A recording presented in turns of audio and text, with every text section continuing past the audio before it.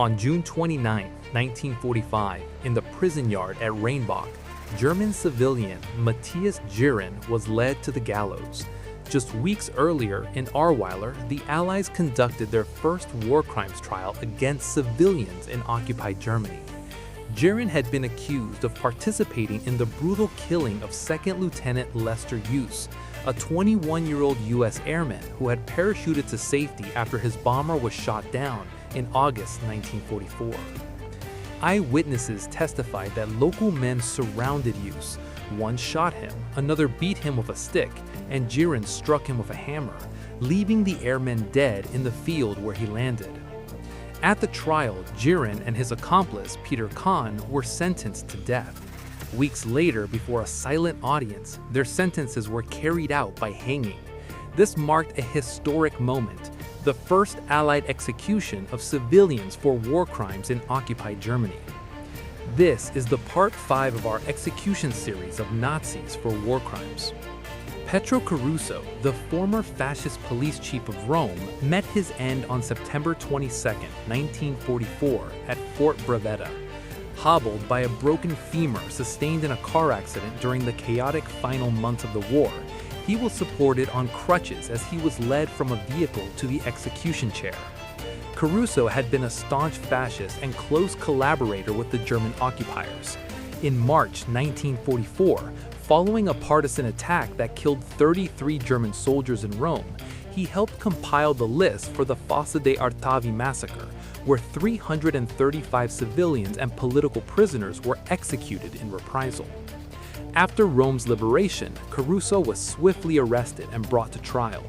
On September 21, 1944, Italy's High Court of Justice sentenced him to death for his role in facilitating these atrocities.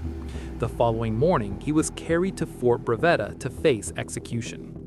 Johann Victor Kirsch, an SS officer under Stenner, known for his extreme brutality, was executed by hanging at Landsberg Prison on May 28, 1946.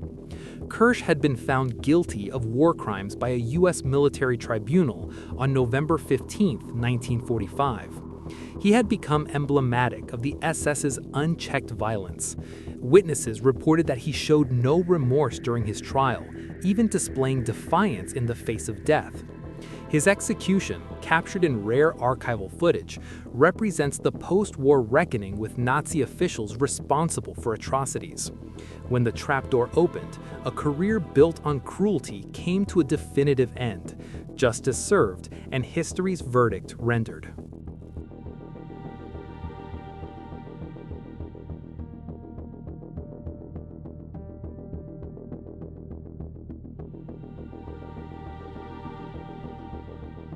On March 29, 1946, in Budapest, two of Hungary's most infamous collaborators, Laszlo Baky and Laszlo Endre, faced justice.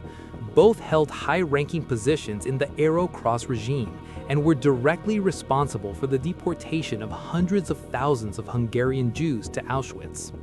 Their names had become synonymous with cruelty, betrayal, and unquestioning obedience to Nazi Germany.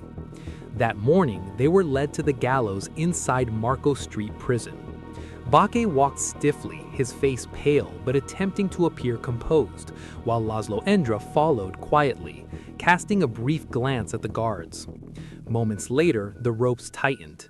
2 lives ended, along with the fascist terror they had helped unleash. Their execution served as a stark reminder: the architects of mass murder would not escape justice.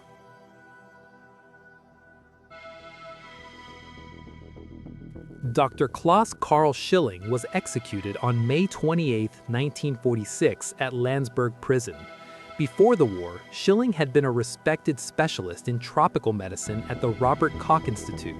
However, during World War II, he carried out deadly malaria experiments at Dachau concentration camp, infecting over 1,000 prisoners. Many died, and survivors were left with severe injuries.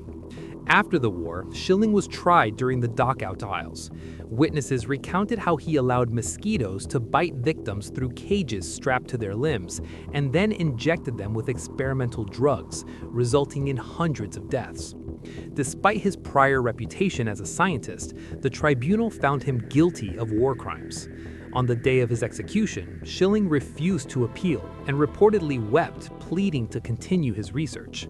Justice was carried out swiftly. He was led to the gallows and pronounced dead by hanging, closing one of the darkest chapters in medical history.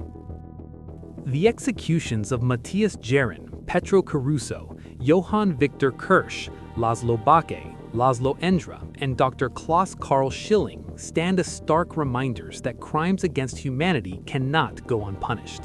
These stories force us to reflect on accountability, morality, and the cost of obedience to evil. If you found this journey into history compelling, subscribe for more detailed accounts of World War II, share this video to educate others, and leave a comment on what lessons from these trials resonate most with you.